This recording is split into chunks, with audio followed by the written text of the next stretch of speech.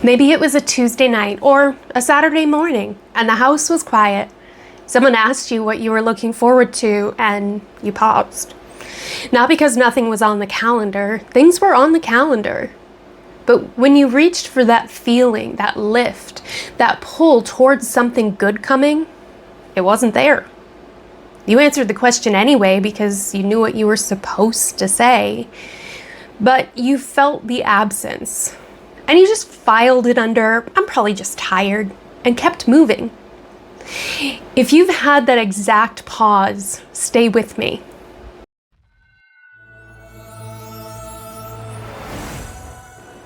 I'm Erica, and this is Emotional Presence with Erica. This is the channel for the woman who is doing everything right and still can't remember the last time she actually looked forward to something. If that's you, this isn't you becoming negative or ungrateful. There's a real reason it happens. And once you see it, it stops feeling so confusing. So let me show you. Here's what I want you to notice about that moment. You didn't panic, you didn't break down, you answered the question. You sounded normal. This is what happens when you have been running on empty for a very long time. The machinery still works. You still show up. You still say the right thing. The calendar still turns. But somewhere along the way, the feeling part went quiet. What makes it so confusing is that there may be no single moment that you can point to, no obvious reason, just a gradual fade. One day you realize you haven't genuinely looked forward to anything in a while, and you can't pinpoint when it started. It's not a personality defect. That's not you becoming ungrateful, negative, or old. That's a sign, and it's an easy one to miss. Once you understand why it's happening, you're going to start noticing it in a few other places in your life too. So here's what that absence actually is. Think of anticipation like a muscle. When you use it, it's strong. It reaches towards things naturally. When you stop using it, it doesn't scream, it doesn't announce itself, it just goes quiet. And a muscle that's been sitting unused for months or years doesn't spring back the moment you ask it to. Not because there's something wrong with it, but because it hasn't been used. Your capacity for anticipation works the same way. Anticipation requires emotional availability. You have to be present enough to feel the pull towards something that hasn't happened yet. And when your energy has been going towards managing what's right in front of you, the job, the house, everything that you're keeping moving, there's nothing left over for the future. The muscle didn't disappear. It just went dormant. And the difference between disappeared and dormant is everything. I noticed this in myself a while ago. Jim and I had planned a trip, something we'd been talking about for months. Something I genuinely wanted. But a few weeks before we were supposed to go, I realized I felt almost nothing. Not dread, but not excitement. Just a flat awareness that it was coming. Like looking at something on a list instead of looking forward to something that I really wanted to feel.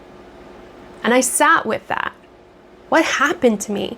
I used to be someone who counted down, someone who talked about upcoming plans with actual energy behind the words. And somewhere in the years of managing everything, of being responsible and needed, the part of me that got excited had gone somewhere very quiet. Not gone, but quiet.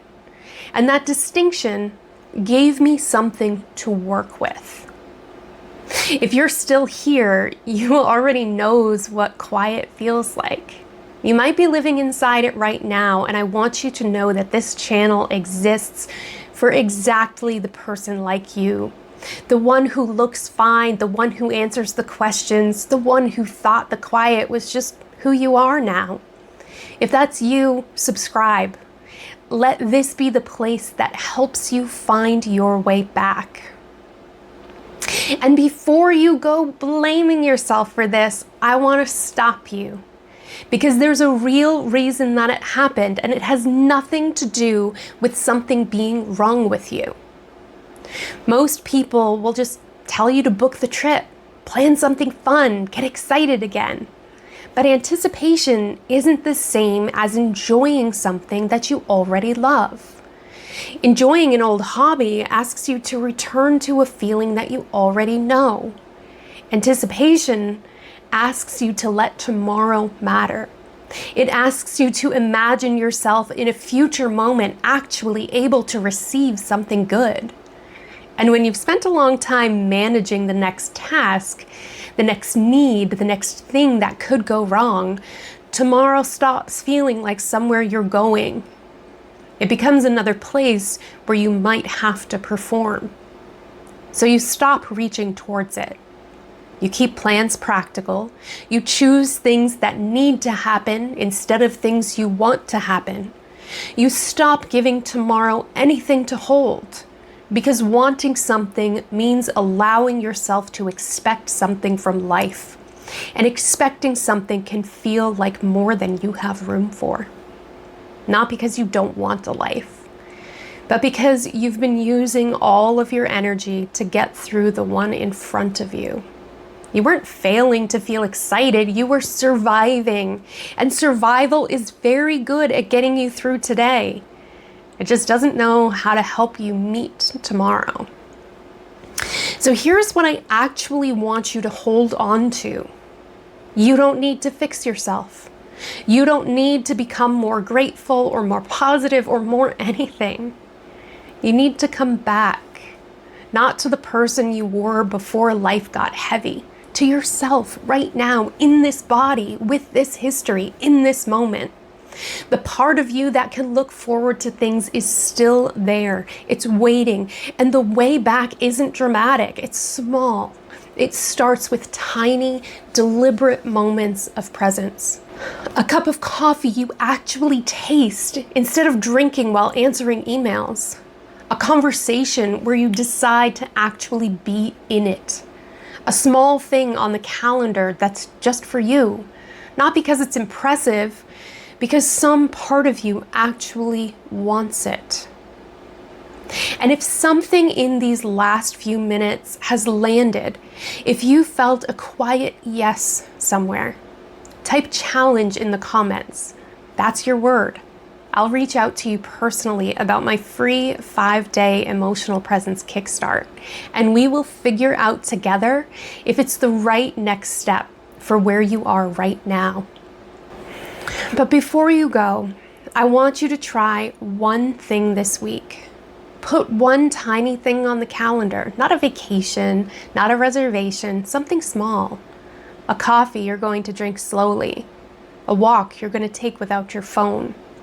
A show you're going to watch without multitasking.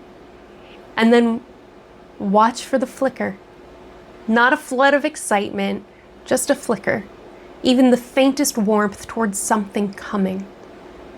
When you feel it, don't talk yourself out of it. Notice it. Name it. Let it be real. That flicker is the part of you that went quiet, waking up. Anticipation isn't lost. It is waiting for you to come back to yourself enough to feel it again. If looking forward to things feels difficult because you already feel far away from your own life, I made another video about feeling completely alone, even when people love you. It's called Loneliness Has Nothing to Do with Being Alone. And I think that one will meet you where you are. I'll see you there.